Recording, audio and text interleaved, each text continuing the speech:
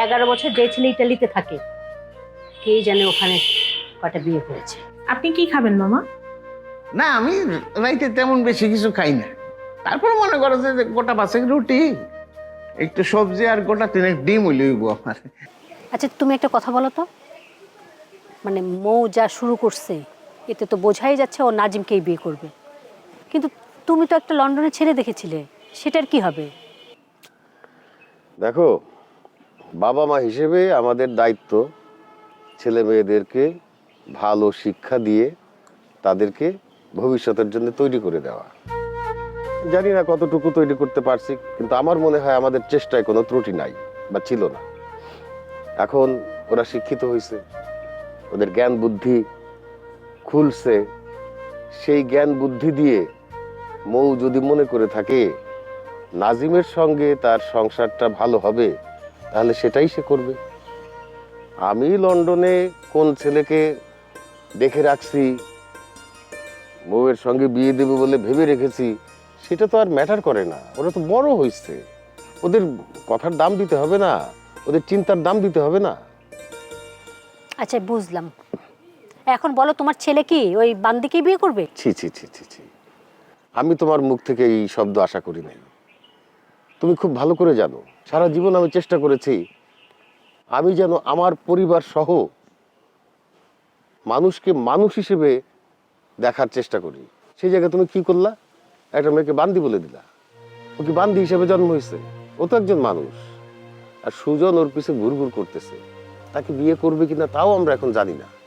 যদি বিয়ে করতে চায় করবে, আমার কোনো আপত্তি নাই তাতে। আচ্ছা ছেলে মেয়ে যার যা ইচ্ছে সেটাই করবে, তুমি কি তোমার মান সম্মানের কথা ভাববে না?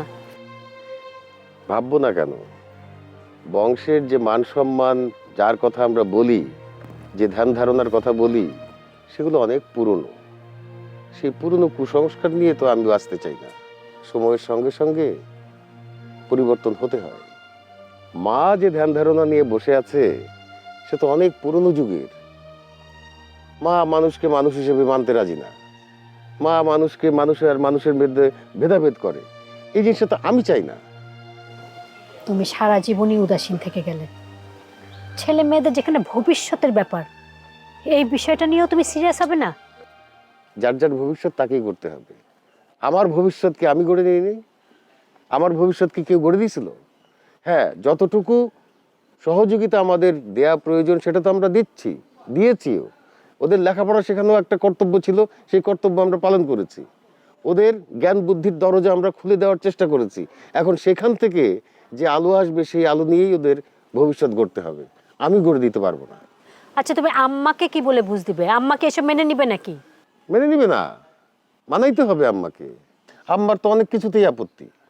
এই যে আমি বাজারে বসে গরুর দুধের চা খাই, সেটা নিয়েও তার আপত্তি। সেটা নিয়েও আমার গায়ে আমাকে বলে যে তুই এসব ছোট লোকের সাথে বসে চা খাস কেন? এটা কোনো কথা? মানুষ কি জন্মের থেকে ছোট লোক হয় নাকি? ঠিক আছে, আম্মাকে তুমিই বুঝাও। ঠিক আছে, কথা শেষ তোমার? হ্যাঁ। চলো তাইলে। কোথায়? এই যে আমার দোকানে বসে চা খাও নিয়ে তোমাদের এত আপত্তি, সেই দোকানে বসে তোমাকে আজকে গরুর দুধের চা খাওয়াবো। তুমি না সারা জীবনও সিরিয়াস হলে না। ঠিক আছে চলো, আজকে তোমার সাথেই দোকানে বসে চা খাবো। চলো চলো চলো, এর চেয়ে খুশির দিন আর কি হইতে পারে? আসো।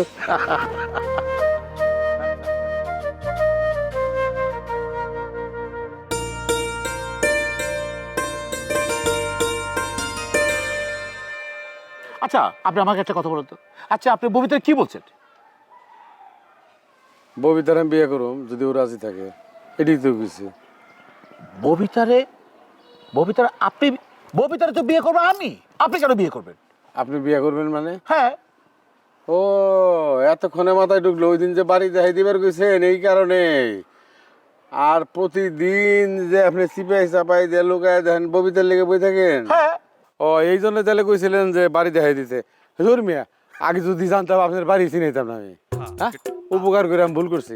আচ্ছা ভাই, এত কিছু বুঝি না আমি, আপনি এত পেঁচার পারেন না তো, আপনি আমাদের গ্রাম থেকে চলে যান তো। কি কইলেন? আবার গন্ত দেখি। এই মিয়া, আপনি তো একটা অসভ্য। হ্যাঁ, এই গ্রামে জন্ম, এই গ্রামের দেখায় বিন্দু আমি মানুষ, আর আমার এই গ্রাম থেকে বাইরে যাবেন গন, বাইরে যাবেন আপনি, হ্যাঁ? আর রাইতে থাকেন কই? কাজী মেঘ বাড়িতে থাকেন আপনি, না অন্য কোনো থাকেন?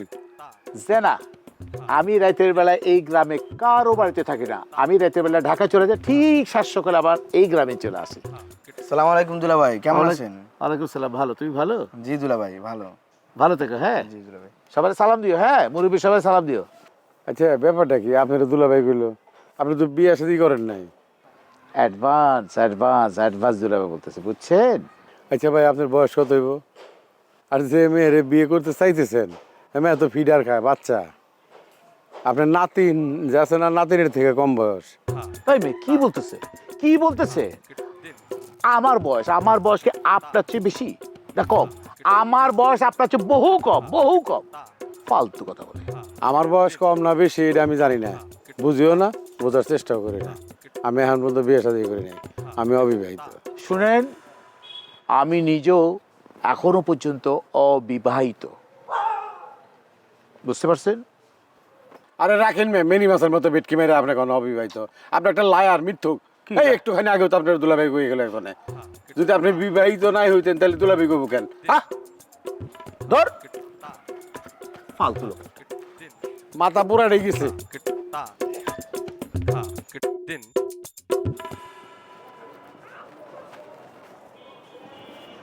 ভাই, এই মাসের ভাড়াটা দেন। ভাই মজনু ভাই তো নিয়ে গেছে ভাই। মজনু নিয়ে গেছে? হ্যাঁ ভাড়া তো আমি তুলি। ভাই, মজনু দিলেন কেন? ভাই সে তো জোর করে নিয়ে গেছে গো ভাই। জোর করে যে আইব তারে দিয়ে দিবেন? ভাই কি সে আইসা পড়লো, আমরা কি করবো? এর পরের মাস থেকে যদি দিছেন তাহলে পরে কিন্তু আপনার দোকান খালি করতে দেবো, বুঝছেন? হ্যাঁ ভাই।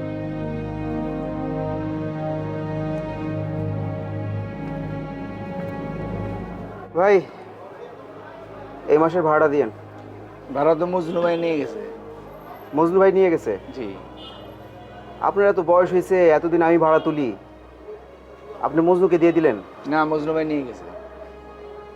আরে প্রতিবার তো আমি ভাড়া তুলি। আপনি তুললে কি হবে, সে তো নিয়ে গেছে। এরপরে মজনু আসলে তারে ভাড়া দিয়েন না, ঠিক আছে? ঠিক আছে। আপনিও দেখি লেডিস আইটেম তোলেন, জেন্টস আইটেম তুলবেন, ঠিক আছে? ঠিক আছে। আর তুললে জানায়েন। আচ্ছা, ঠিক আছে।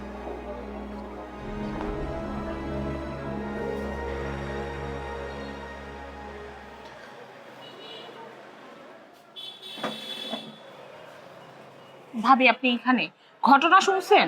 বড় আপা নাকি থাইকা যাবে। হ্যাঁ, বড় পায়খানা থাকবে, অনেক ভালো হবে, তাই না? কিসের মজা হবে ভাবি? একটা এক্সট্রা লোক বাড়িতে থাকা কত ঝামেলা আপনি বুঝেন?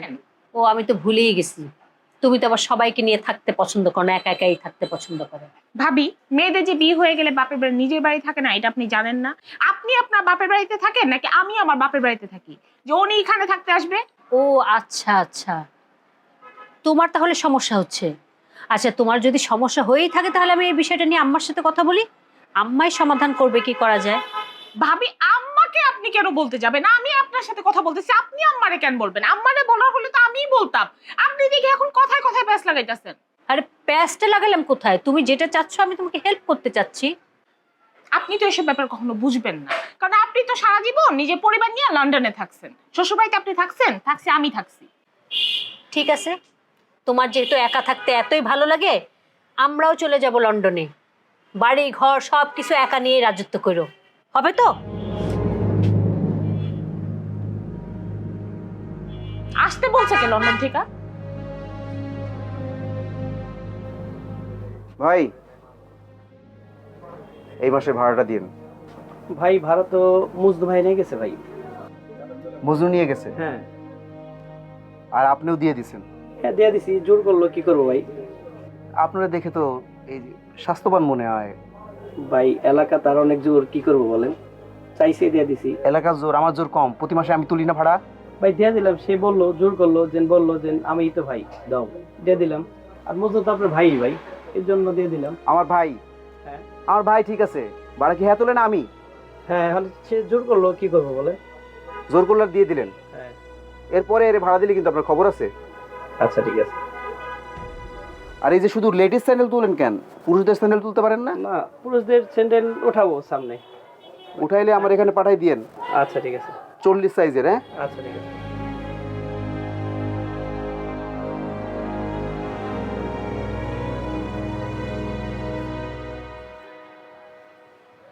সিরাজ, সিরাজ, সিরাজ,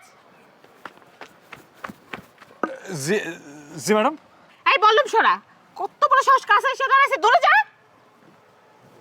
এই জায়গার এই অবস্থা কেন?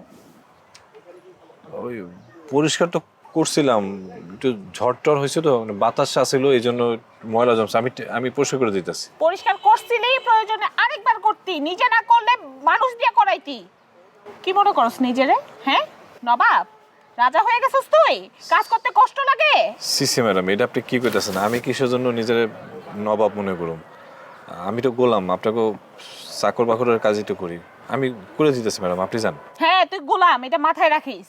আর তোর বোনেরও এটা মাথায় ঢুকায় দিস। তোর যে বোন, ওই বান্দি সাথী, ও তো বহুত বার বাড়ছে, আস্তে বেয়াদব একটা। ইদানিং দেখি সে বাজারে গিয়ে শাকসবজি নাকি বিক্রি করে। তার আবার শখ হয়েছে সে আবার লন্ডনে যাবে। বাহ বাহ বাহ বাহ বাহ। দেখেন ম্যাডাম, আপনি সাঁতরে নিয়ে কিছু কোয়েন না, যা কর আপনি আমারে কন, আমি তো কাম টাম সব করে দিতেছি। অবশ্যই করবি, আমি যা বলবো তুই এইটাই করবি। আমার কথা ছাড়া বাড়ির বাইরে তুই এক পাও দিবি না। একমাত্র আম্মা ডাকলে যাবি, এ ছাড়া কোথাও যাবি না তুই। আমি কার কথা শুনুম? আপনি কন, রানিমার কথা না আপনার কথা? অবশ্যই রানিমার কথা শুনবি, আম্মার কথা শুনবি, আমার কথাও শুনবি। কারণ ভুলা যাইস না, সেকেন্ড রানিমা কিন্তু আমি। না না, আপনি যে আমাকে সেকেন্ড রানিমা হইতেছেন, এটা তো আমি ইহকাল কেন পরকালও ভুলুম না। আপনি তো আসলে আমাকে রানিমা, মনে থাকবে। কাজ কর।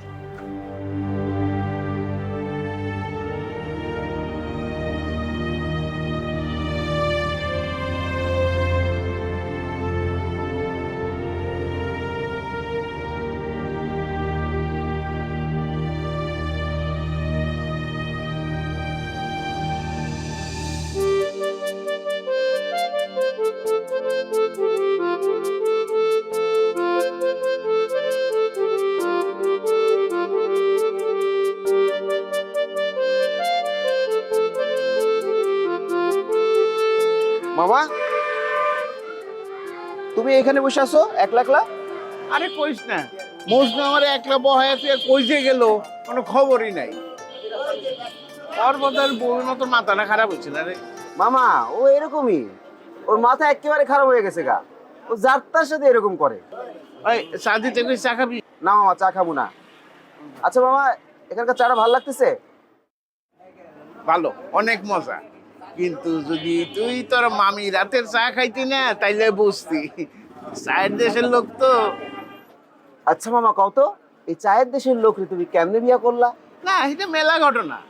ওই যে মনে করছে সারাদিন তো খেতে থাকি, সন্ধ্যার পরে যখন বাড়িতে ফিরি তখন শরীরটা ব্যথা করে, জ্বর জ্বর লাগে, কিরম লাগে, তো আবার আমার সেবা যত্ন করতো।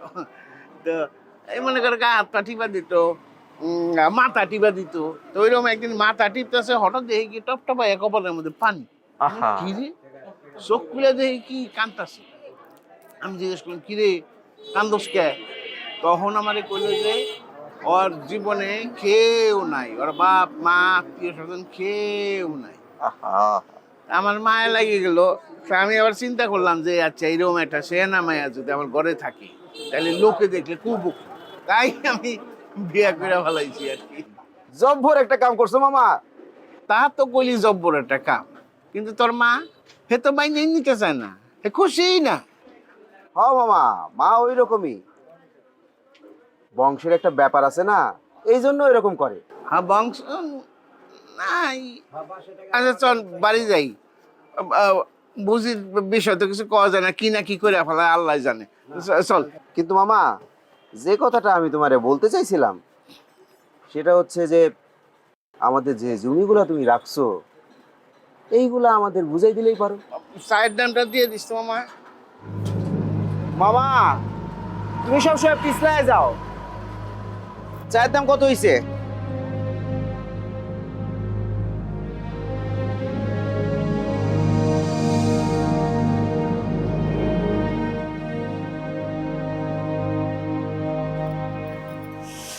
আপনার নাম কি? অ্যাসেম্বলি। ওর নাম দিয়ে তোর কি দরকার? রানীমা, আপনি খালি করা করা কথা কন কেন? এত সুন্দর সুন্দর রান্না কইরা খাওয়াইলাম, তারপরেও কেমন ব্যবহার করতেছে। এই যে, আপনার নাম কি? আমার নাম মেঘমালা।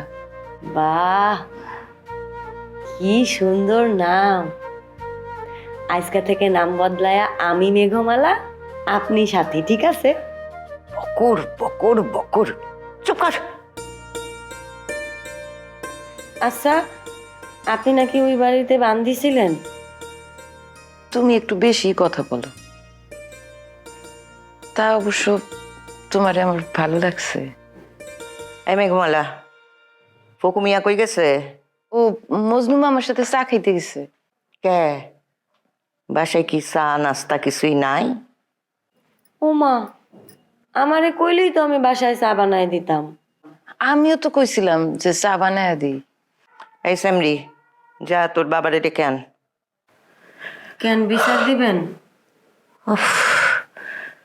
তোর কথার তোরে না আমার মাথাটা ছিঁড়ে যাচ্ছে। যা নাম।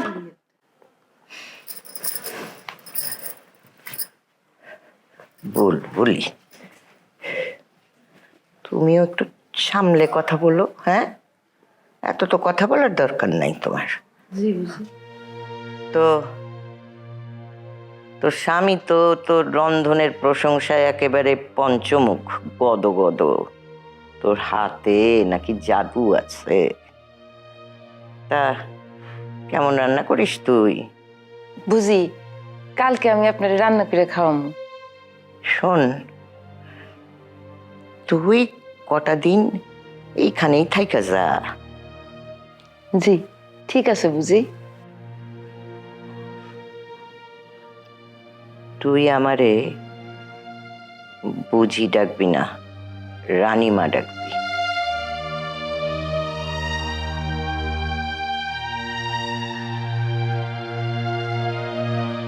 জামাই, আপনি এখানে বসেন না, আমি যে জায়গায় বসছি এখানে বসেন, তাহলে ওর লোকে কথা কইতে আপনার একটু সুবিধা হবে। না না, সমস্যা নেই। বিয়ের পরে ওর পাশে পাশে বসে বসে কথা বলতে হবে, আজকে দরকার নেই। তবে একটা মসজিদ। আজিব, আসসালামু আলাইকুম।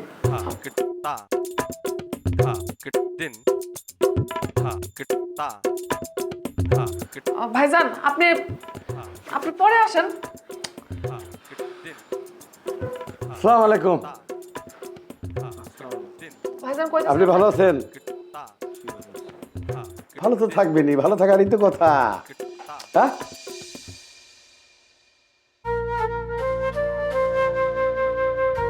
নিজের মেয়ের জামাইরে কেমনে মারছে আমার মনে নাই। মুখ সেলাই কইরা দিব তোর। যা সত্যটাই কইছে। আমি আসতেছি বাবা তোমার কাছে, আমি আসতেছি। আমাকে মেরো না নানু, মেরো না, মেরো না।